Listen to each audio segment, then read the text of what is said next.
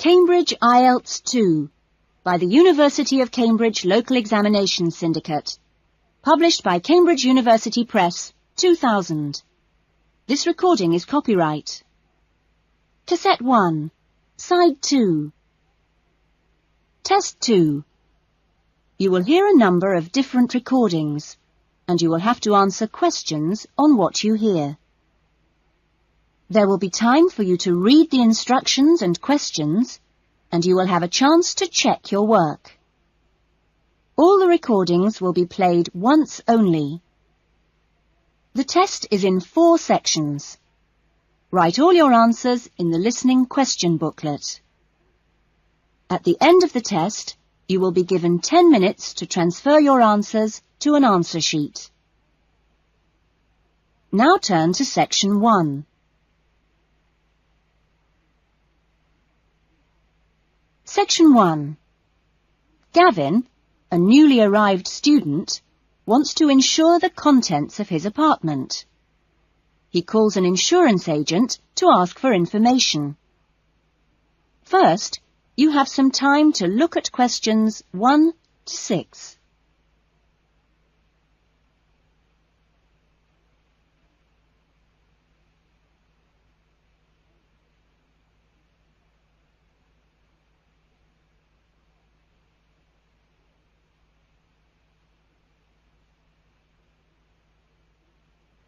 You will see that there is an example that has been done for you. On this occasion only, the conversation relating to this will be played first. Good morning, Diane Davis. Can I help you? Yes, I'd like to get some insurance for the contents of my home. Fine. When did you move into the house? A couple of weeks ago. And, it's an apartment, actually. I was told by the landlord that it would be a good idea to get some insurance for the furniture and other personal possessions. Gavin moved into his apartment 2 weeks ago, so B has been circled. Now we shall begin. You should answer the questions as you listen, because you will not hear the recording a second time. Listen carefully to the conversation and answer questions 1 to 6. Good morning, Diane Davis. Can I help you? Yes, I'd like to get some insurance for the contents of my home. Fine. When did you move into the house? A couple of weeks ago. And, it's an apartment, actually. I was told by the landlord that it would be a good idea to get some insurance for the furniture and other personal possessions. Fine. Well, let's get some details. What kind of apartment is it? It's a 2-bedroom apartment. Huh? What floor is it on? Why do you need to know that? Because it affects the cost of the insurance. An apartment on the ground floor isn't as protected as others, and there's more chance of a break-in. Really? I didn't know that. It's on the second floor. Second. And how much is the rent? It's $615 per month. Good. And where is it located? In Biggins Street, South Hills. I see. And what things did you want to insure? Well, what do you recommend? Well, the most important things are those which you would normally find in a home. Things like the television, fridge, and so on. I see.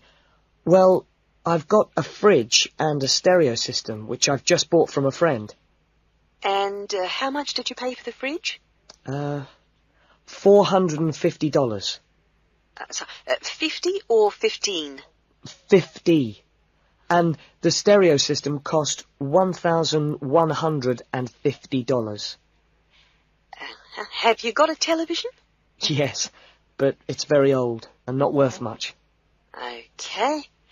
Well, is there anything else you want to insure? Yes. I've got a couple of watches and my CDs and books. How much do you think they're worth? The watches are worth $1,000. For both of them? No, each one. And altogether, the CDs and books cost me about $400. Okay, so the value of everything you want to insure is $4,000. How much will the insurance cost? Let me see. $4,000 divided by plus 10%. Right. So this kind of insurance, that's private contents insurance, it comes to $184 for a 12-month period. $184? Well, that sounds pretty good. Okay, I'll take that policy. Before the conversation continues, you have some time to look at questions 7 to 10.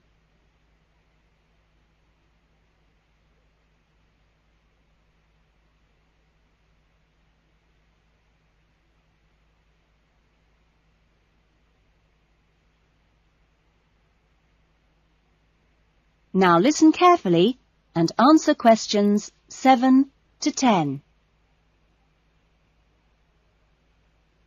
Can I arrange the policy over the phone? Sure. Just let me get the details down.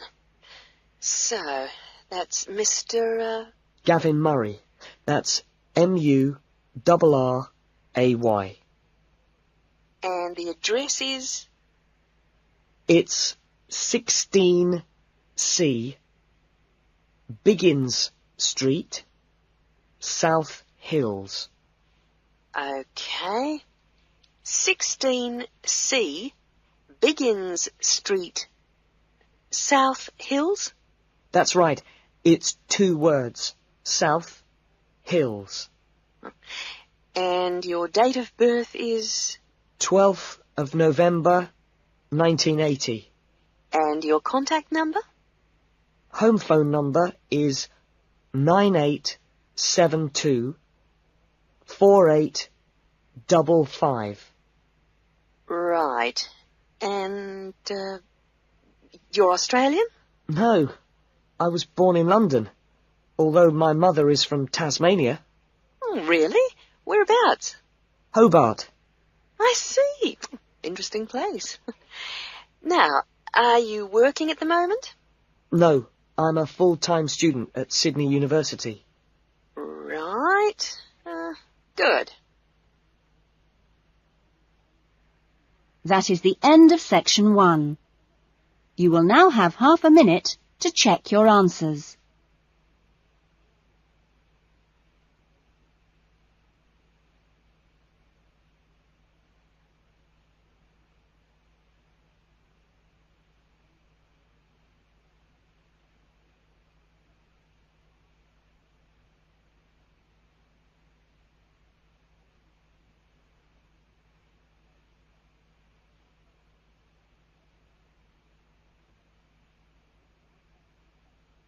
Now turn to section 2.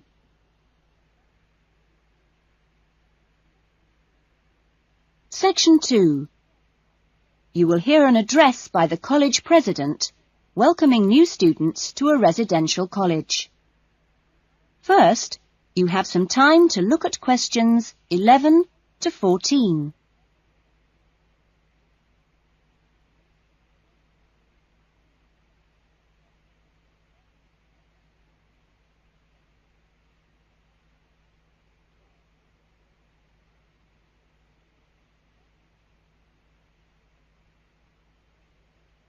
Now listen carefully to the first part of the talk and answer questions 11 to 14.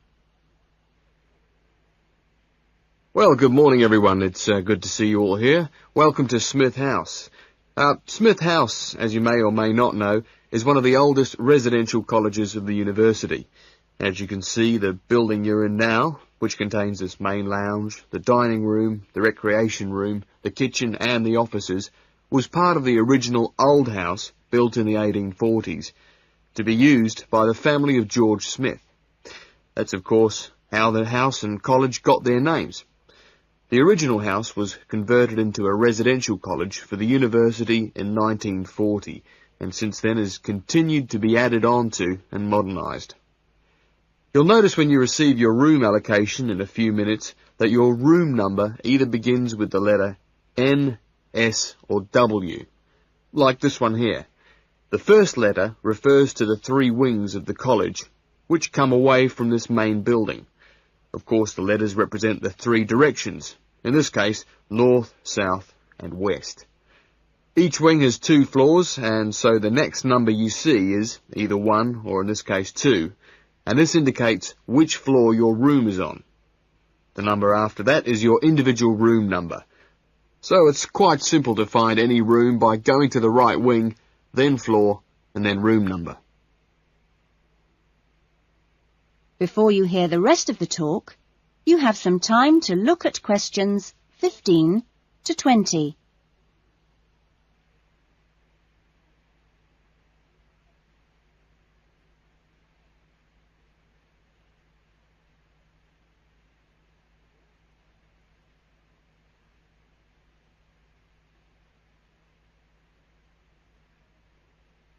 Now listen carefully and answer questions 15 to 20.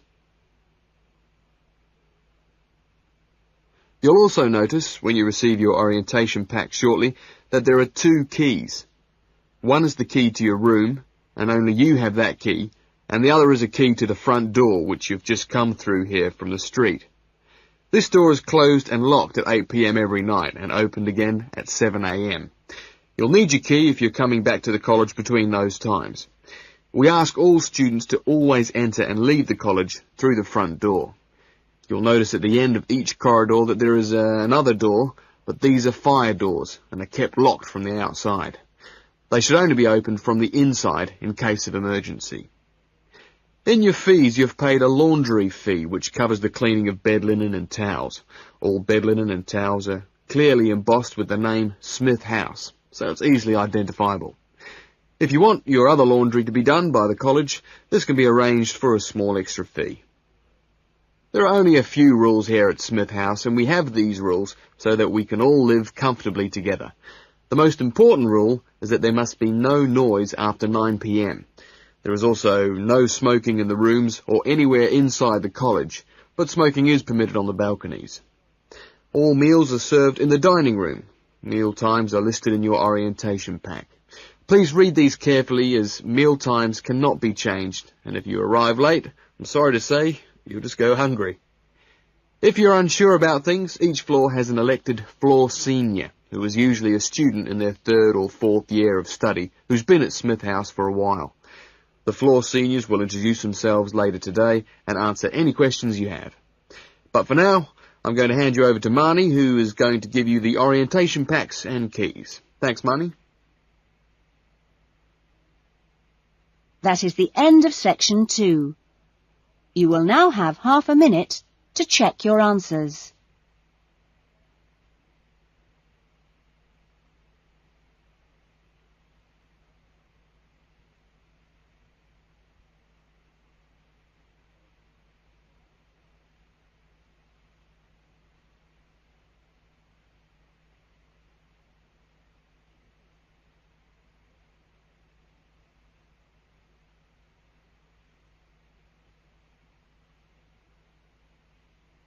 Now turn to section 3.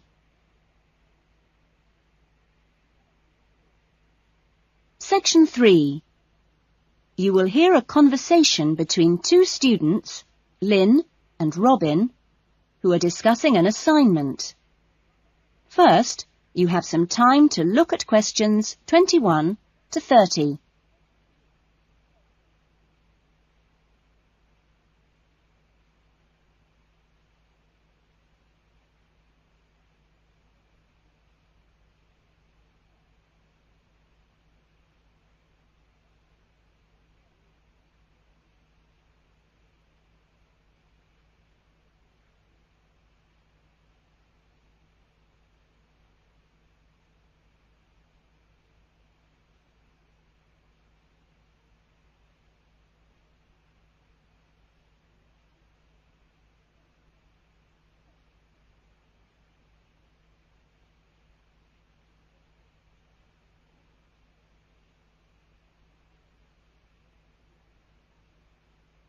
Now listen carefully to the conversation and answer questions 21 to 30.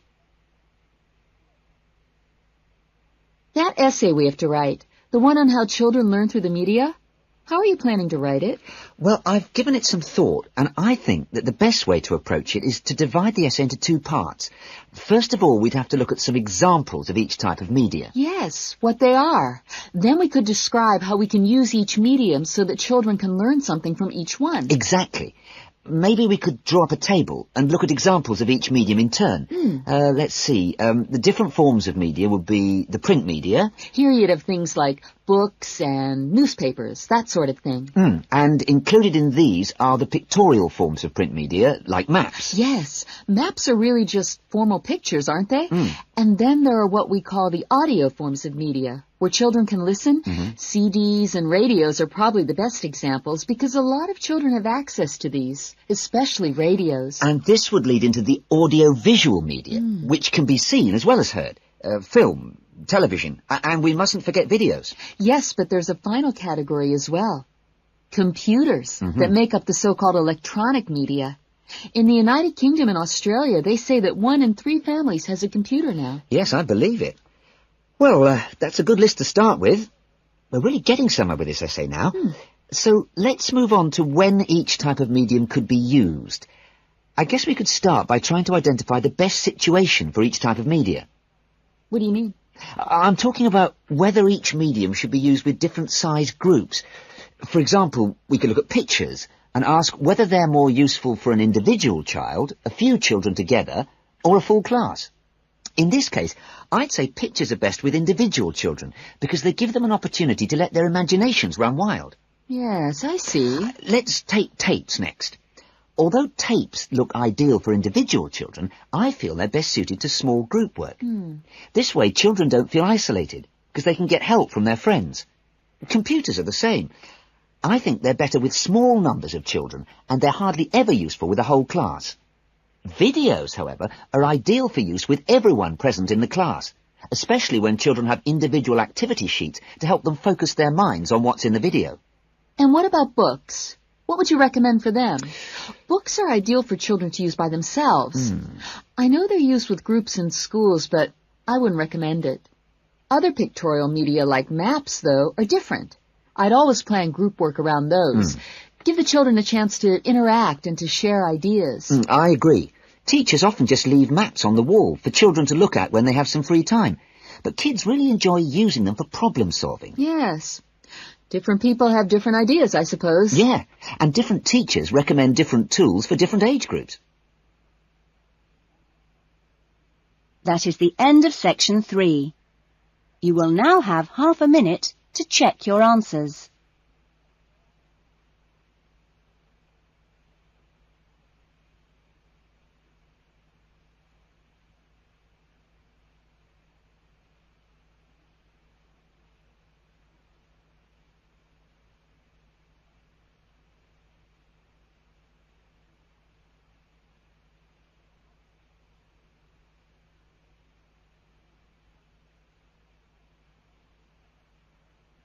Now turn to section 4.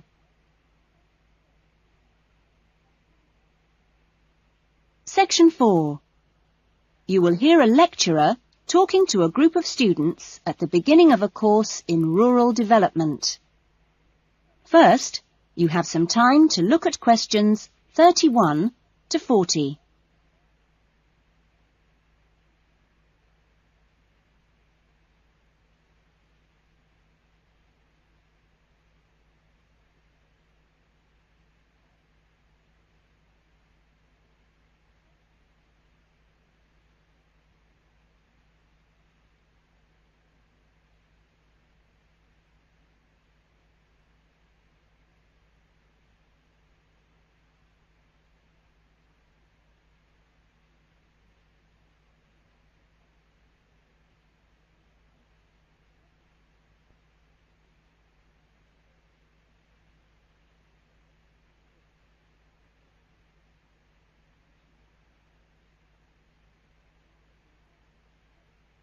Now listen carefully to the talk and answer questions 31 to 40. I hope that this first session, which I've called an Introduction to British Agriculture, will provide a helpful background to the farm visits you'll be doing next week. I think I should start by emphasising that agriculture still accounts for a very important part of this country's economy. We are used to hearing the UK's society and economy described as being industrial, or even post-industrial. But we mustn't let this blind us to the fact that agriculture and its supporting industries still account for around 20% of our gross national product. This figure is especially impressive, I think, when you bear in mind how very small a percentage of the UK workforce is employed in agriculture. This is not a recent development. You'd have to go back to 1750 or so to find a majority of the workforce in this country working in agriculture. By the middle of the next century, in 1850 that is, it had fallen sharply to 10%, and then to 3% by the middle of the 20th century. And now just 2% of the workforce contribute 20% of GNP. How is this efficiency achieved? Well, my own view is that it owes a great deal to a history over the last 50 or 60 years of intelligent support by the state, mainly taking the form of helping farmers to plan ahead. Then the two other factors I should mention, both very important, are the high level of training amongst the agricultural workforce. And secondly, the recognition by farmers of the value of investing in technology. Now, although the UK is a fairly small country, the geology and climate vary a good deal from region to region. For our purposes today, we can divide the country broadly into three. I've marked them on the map here. The region you'll get to know best, of course, is the north, where we are at present. The land here is generally hilly, and the soil's thin. The climate up here, and you've already had evidence of this, is generally cool and wet. As you'll see next week, the typical farm here in the north is a small, family-run concern, producing mainly wool and timber for the market. If we contrast that with the eastern region, over here, the east is flatter and more low-lying, with fertile soils and a mixed climate. Average farm size is much bigger in the east, and farms are likely to be managed strictly on commercial lines. As for crops, well, the east is the UK's great cereal-producing region. However, increasingly significant areas are now also given over to high-quality vegetables for supply direct to the supermarkets. The third broad region is the west, where it's a different story again. The climate is warmer than in the north and much wetter than in the east. The resulting rich soils in the west provide excellent pasture, and the farms there are quite large, typically around 800 hectares. The main products are milk, cheese and meat. So, clearly, there are marked differences between regions, but this does not prevent quite a strong sense of solidarity amongst the farming community as a whole, right across the country. This solidarity comes in part from the need to present a united front in dealing with other powerful interest groups, such as government or the media. It also owes something to the close cooperation between all the agricultural training colleges, through which the great majority of farmers pass at the beginning of their careers. And a third factor making for solidarity is the national structure of the Farmers' Union, of which virtually all farmers are members. Finally, in this short talk, I'd like to say a little about the challenges facing farmers in the next century. That is the end of section 4.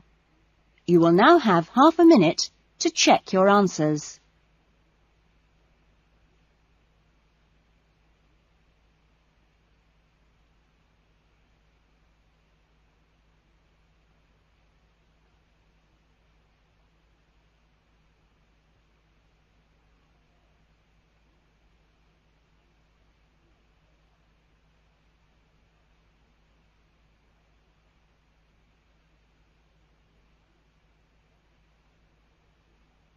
That is the end of the listening test. In the IELTS test, you would now have 10 minutes to transfer your answers to the listening answer sheet.